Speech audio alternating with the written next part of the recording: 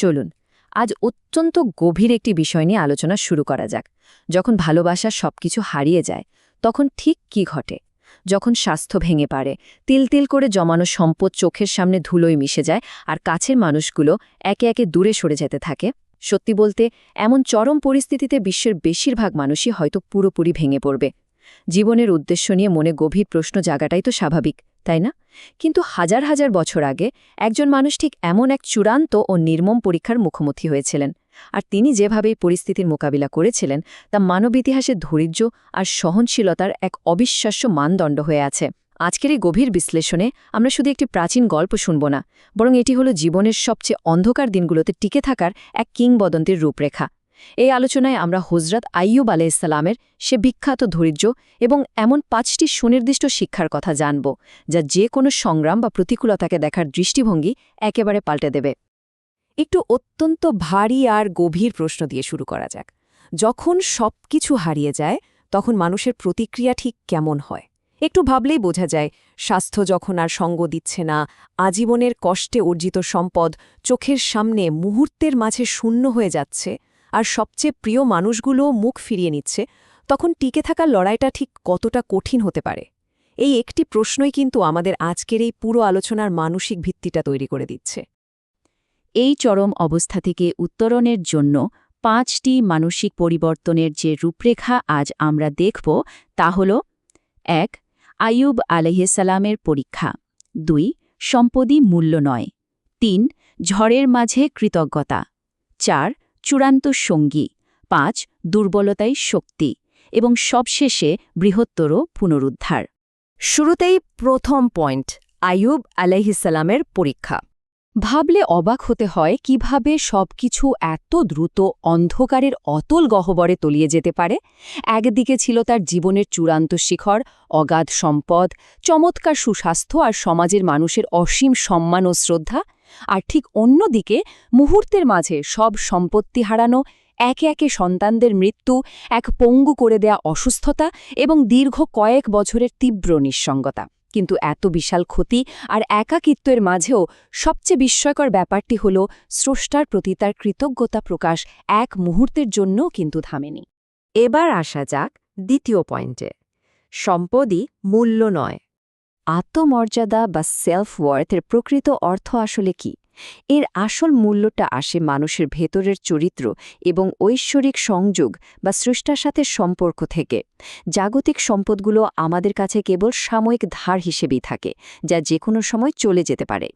এই পরম সত্যটি একবার অনুধাবন করতে পারলে কোনো বস্তুগত ক্ষতি মানুষকে আর ভেতর থেকে ভেঙে ফেলতে পারে না। মানুষের আসল পরিচয় সবসময় তার অর্জিত বস্তুর চেয়ে অনেক অনেক বেশি বিশাল আর অর্থবহ। তৃতীয় শিক্ষাটি হল ঝড়ের মাঝে কৃতজ্ঞতা। এখানে একটা খুব গভীর সত্য লুকিয়ে আছে। প্রকৃত ধৈর্য কিন্তু শুধু হাত গুটিয়ে অপেক্ষা করা নয়, বরং অপেক্ষার সময়ে দৃষ্টিভঙ্গি বা মনোভাব কেমন থাকে সেটাই আসল। চারপাশের সবকিছু যখন একেবারে ঠিকঠাক থাকে তখন কৃতজ্ঞ হওয়াটা তো খুবই সহজ একটা ব্যাপার। কিন্তু পরিস্থিতি যখন পুরোপুরি বিপর্যয়কর, ঠিক তখন মনের প্রশান্তি খুঁজে পাওয়ার জন্য দৃষ্টি নিবদ্ধ করতে হবে সেই জিনিসগুলোর দিকে যা এখনও অবশিষ্ট আছে, যা কেড়ে নেওয়া হয়েছে। তার দিকে তাকিয়ে হাহাকার না করে স্রষ্টাকে স্মরণ করার জন্য একটি হৃদয় আর কথা বলার জন্য একটি জবান যে এখনও অবশিষ্ট আছে, সেটির প্রতি কৃতজ্ঞ হওয়াই হল সত্যিকারের ধৈর্য। আমাদের ৪ নম্বর পয়েন্ট হল চূড়ান্ত সঙ্গী। এটি একটি চরম এবং রূঢ় সত্য যে সুসময়ের বন্ধুরা যখন ত্যাগ করে চলে যায় তখনও কিন্তু চূড়ান্ত শক্তির উৎস কখনোই ছেড়ে যান না। জীবনের কঠিন পরীক্ষাগুলো অনেক সময়ই মানুষের সম্পর্কের জন্য একটা কঠোর ফিল্টার বা ছাঁকনি হিসেবে কাজ করে। গোটা বিশ্ব যদি মুখ ফিরিয়েও নেয়, তবুও জীবনের সেই একাকিত্বের সময়গুলোকে কাজে লাগিয়ে স্রষ্টার সাথে নিবিড় সম্পর্ক গড়ে তোলার মাধ্যমে এটা নিশ্চিত করা যায় যে প্রকৃত মূল্যবান কোনো কিছুই আসলে হারিয়ে যায়নি, কারণ স্রষ্টা সব সময় সব পরিস্থিতিতেই পাশে থাকেন। এরপর আসছি পঞ্চম শিক্ষায়, দুর্বলতায় শক্তি। জীবনের একদম সর্বনিম্ন বিন্দুতে দাঁড়িয়ে তার উচ্চারণটি ছিল চরম বিনয়ের এক অসাধারণ মাস্টারপিস। তিনি বলেছিলেন, প্রকৃতপক্ষে আমি চরম দুর্দশাগ্রস্ত, কিন্তু আপনি তো দয়ালুদের মধ্যে শ্রেষ্ঠ দয়ালু। একটু খেয়াল করলেই বোঝা যায় তিনি কিন্তু রোগমুক্তির জন্য কোনো শর্ত জুড়ে দেননি বা কোনো ধরনের অহংকার দেখাননি। তিনি কেবল নিজের যন্ত্রণাদায়ক অবস্থা এবং স্রষ্টার অসীম দয়ার কথা অত্যন্ত বিনয়ের সাথে স্বীকার করে নিয়েছিলেন।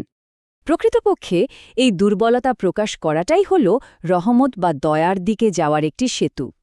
মানুষের জন্য নিজেদের কষ্ট বা যন্ত্রণার কথা অকপটে স্বীকার করে নেওয়াটা সম্পূর্ণ স্বাভাবিক এবং ভীষণভাবে গ্রহণযোগ্য। তবে মনে রাখতে হবে এই আর্তনাদটি হতে হবে স্রষ্টার উদ্দেশ্যে, তার প্রতি কোনো অভিযোগ বা ক্ষোভ হিসেবে একেবারেই নয়। আর সবশেষে ৬ নম্বর পয়েন্ট, বৃহত্তর পুনরুদ্ধার।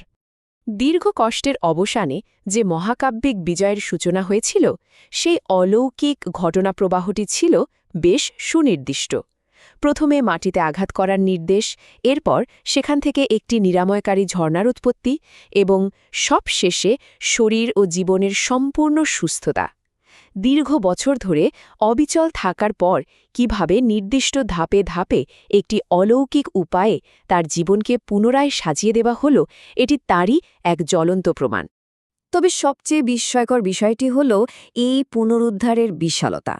ব্যাপারটা এমন নয় যে তিনি কেবল হারানো জিনিসগুলোই ফিরে পেয়েছিলেন, বরং চরম ধৈর্যের পুরস্কারস্বরূপ তাকে তার হারানো সম্পদ ও পরিবারের ঠিক দ্বিগুণ, একেবারে দ্বিগুণ ফিরিয়ে দেওয়া হয়েছিল।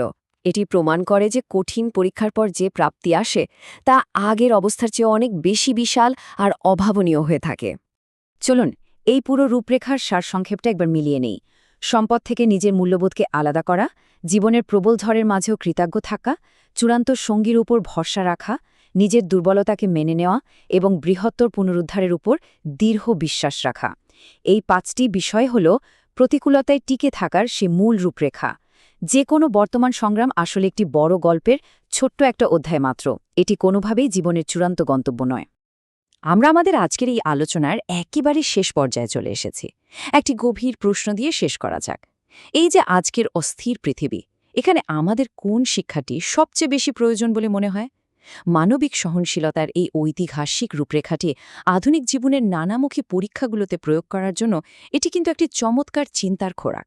যে কোনো কষ্ট বা সংগ্রামে চিরকাল থাকে না। ধৈর্য ও কৃতজ্ঞতা ধরে রাখলে সামনের পথটি অবশ্যই আলোকিত হবে। আশা করি আজকের এই বিশ্লেষণটি প্রতিকূলতাকে নতুনভাবে ভাবতে দারুণভাবে সাহায্য করবে।